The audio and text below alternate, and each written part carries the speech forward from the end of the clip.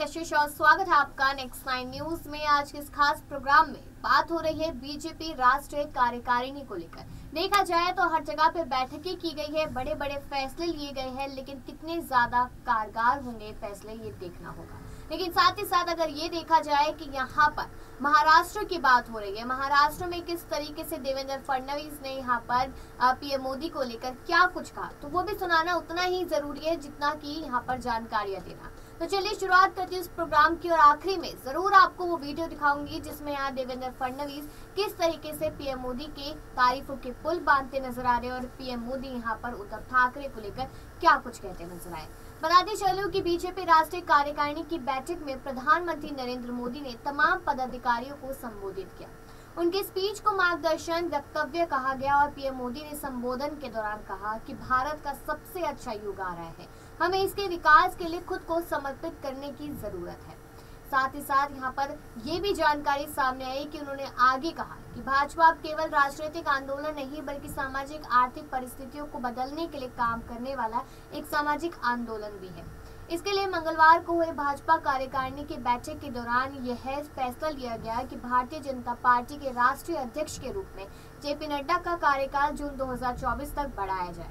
अब राष्ट्रीय कार्यकारिणी में पीएम मोदी के संबोधन की ज्यादा जानकारी देते हुए बीजेपी नेता और महाराष्ट्र के पूर्व मुख्यमंत्री देवेंद्र फडणवीस ने कहा कि प्रधानमंत्री जी का यहाँ पर काफी ज्यादा एक देखने वाला रूप यहाँ पर सामने आया था, यानी कहीं ना कहीं देखा जाए तो दिशा दर्शक भी था और नई राह दिखाने वाला भी था। उन्होंने कहा कि अपने जीवन का क्षण क्षण भारत की विकास गाथा में लगाया गया है। इस अमृत काल को कर्तव्य काल भी कहा जा रहा है और आने वाला समय काफी कुछ दिखाता नजर आएगा। इस तरीके से फडणवीस ने अपनी बातों को रखा। लेकिन अगर देखा जाए तो यहाँ पर अभी सवाल बना हुआ है बीएमसी चुनावों को लेकर। बीएमसी चुनावों को लेकर क्या कुछ जानकारियां सामने आई थी कि तारीख पक्की नहीं हुई। यहाँ पर जून का वो महीना था 2022 का, जब यहाँ पर एकनाथ शिंदे ने बगावत की थी और किस तरीके से 39 विधायक गुवाहाटी पहुंचे थे उनके साथ। और उसके बाद अगर अब देखा जाए तो यहाँ पर पूर्व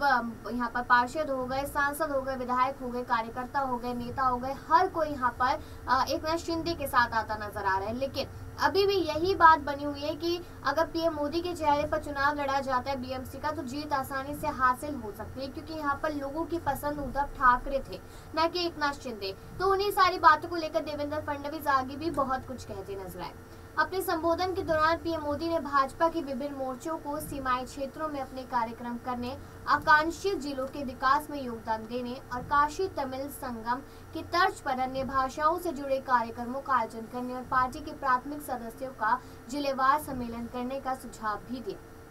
फडणवीस कहते हैं कि यह कोई राजनीतिक भाषण नहीं था, उनका भाषण एक स्टेट मैन का भाषण था जो काफी ज्यादा रोमांचक लगा और लोगों ने उसको सुना भी। अब बीजेपी की राष्ट्रीय कार्यकारिणी की 2 दिवसीय बैठक के समापन सत्र को संबोधित करते हुए पीएम मोदी ने कहा कि 2024 के लोकसभा चुनाव में करीब 400 दिन बचे हैं और इसलिए पार्टी के सभी नेताओं और कार्यकर्ताओं को पूरे समर्पण के साथ समाज के हर वर्ग की सेवा करने में जुट जाना चाहिए। बैठक में शामिल पार्टी के विभिन्न नेताओं ने कहा कि प्रधानमंत्री ने सूफीवाद के बारे में बहुत कुछ कहा और पार्टी नेताओं व कार्यकर्ताओं से कहा कि वे विभिन्न क्षेत्रों के पेशेवरों से मिले हैं और उनसे जुड़ने के लिए विश्वविद्यालयों और चर्च जैसी जगहों का दौरा भी किया।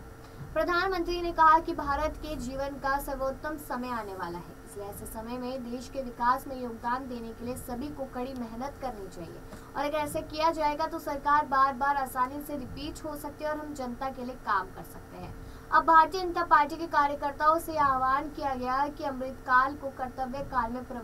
परिवर्तित करने के लिए अपनी पूरी ताकत झोंक दें, तभी देश को तेजी से आगे ले जाया जा सकता है। और सूत्रों का तो कहना यह है कि प्रधानमंत्री ने पार्टी को अति आत्मविश्वास की भावना के प्रति भी आगाह किया है और 1998 में मध्य प्रदेश में बीजेपी की हार का उदाहरण देते हुए कहा कि कैसे दिग्विजय सिंह के नेतृत्व वाली तत्कालीन कांग्रेस सरकार यहां पर जीत हासिल करते हुए नजर आई थी, क्योंकि बीजेपी तो यहां पर तब बनी सरकार जब देखा गया है कि किस तरीके से उन्हीं के नेता यानी कि कांग्रेस के नेता यहां पर कांग्रेस का साथ छोड़ देते हैं। इसका सबसे बड़ा एग्जाम्पल 2017 में देखा गया था जब ज्योतिरादित्य सिंधिया ने ऐसा किया था।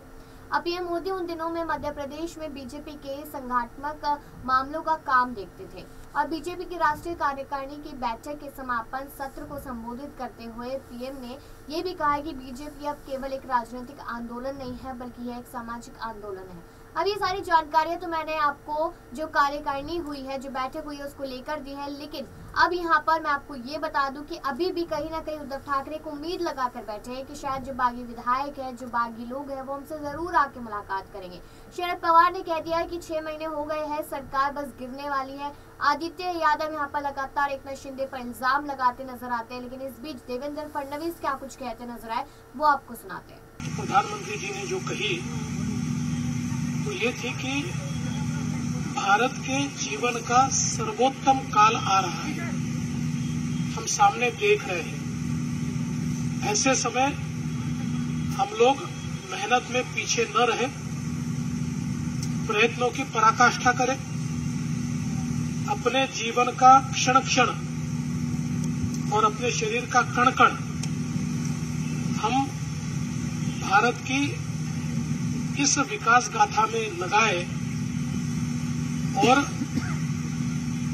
भारत के इस सर्वोत्तम काल के साक्षी हम लोग बन सकते हैं। इस प्रकार की एक बहुत महत्वपूर्ण बात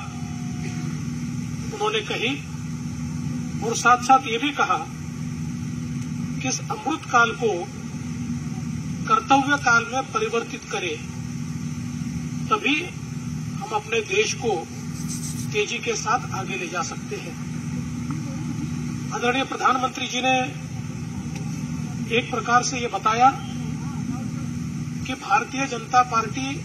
अब केवल राजनीतिक आंदोलन भर नहीं है, तो उसका रूपांतरण एक सामाजिक आंदोलन में हुआ है, जो समाज के सामाजिक आर्थिक परिवर्तन के लिए काम करने वाला, कार्य करने वाला उपकरण इस रूप से आज कार्य कर रही है और उसी अनुरूप हमारे कार्यकर्ताओं ने भी काम करना चाहिए। साथ ही में उन्होंने कुछ कार्यक्रम भी हम लोगों को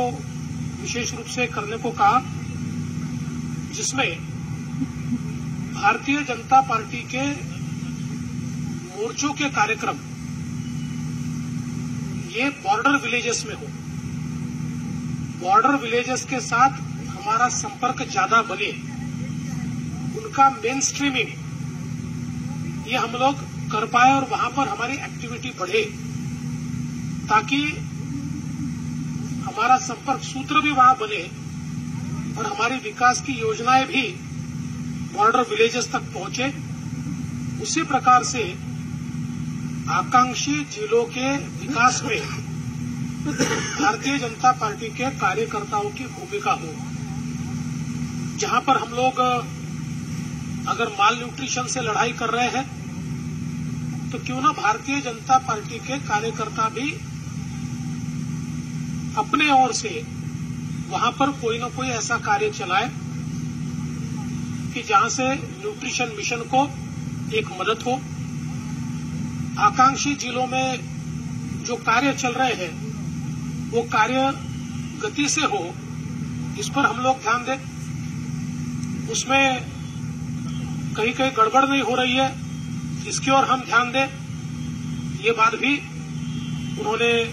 हम सभी को बताई है।